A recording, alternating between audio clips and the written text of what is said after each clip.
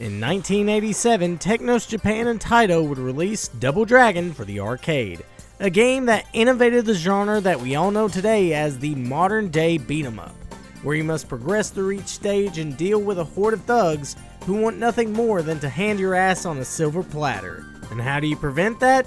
You beat them! You fuck their shit up! Take that, fuckface! This would be the standard in which all beat-em-up games would be measured to, and still are to this day, and honestly, rightfully so. Now there are a shit ton of home computer and console ports for Double Dragon, yet I'm sure a lot of us are more familiar with the NES version, as I'm sure everyone and their grandmother owned that game. And why wouldn't they? It's a fucking great game, and it was the closest thing we had to experiencing the original arcade game at home. Yet I'll talk about Double Dragon on NES in another video. For right now, I want to talk about a Double Dragon port that I can't actually believe exists. And I'm of course referring to Double Dragon on the Atari 2600.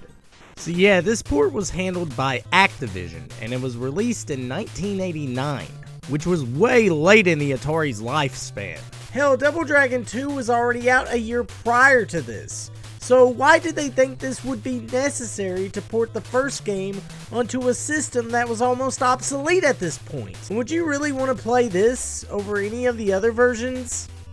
Probably not. So let's start off with the graphics, which is passable for Atari 2600 standards, but which one is supposed to be Billy and Jimmy? Hell, I don't even think Billy and Jimmy can tell you which one is which, as each sprite looks the exact same.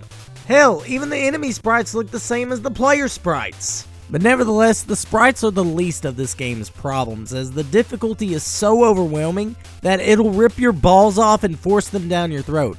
Like seriously, why can't I beat these enemies? Fuck, I'm getting my ass handed to me! And this is supposed to be a beat-em-up game? More like they beat you up! And that's fucked up. Now you would think that performing attacks in this game would be simple, since the Atari 2600 controller only has one button.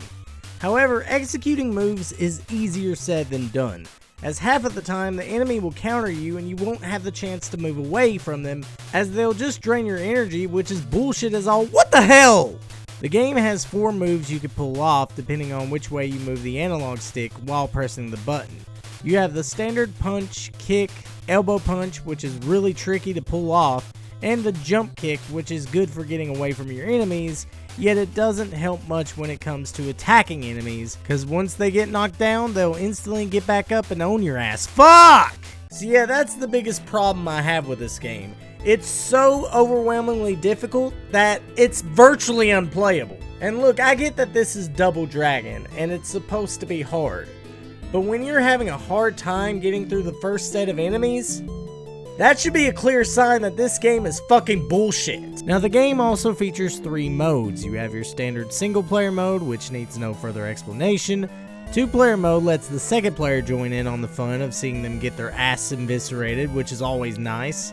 And then you have 2-player fight mode where you and the other player fight against each other, which is honestly the best way to learn how the combat works in this game. But yeah, aside from all that, there really isn't much else to say about this port.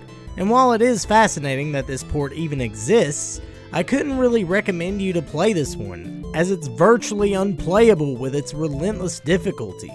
And plus, there are so many better ways to experience Double Dragon that there really is no point in owning this game unless you're a collector or a hardcore Double Dragon fan. And that's gonna be it for me. I hope you guys enjoyed this review. Please be sure to subscribe to this channel for more retro and modern game reviews. Anyways, this has been PC signing out, and I'll see you guys in the next video.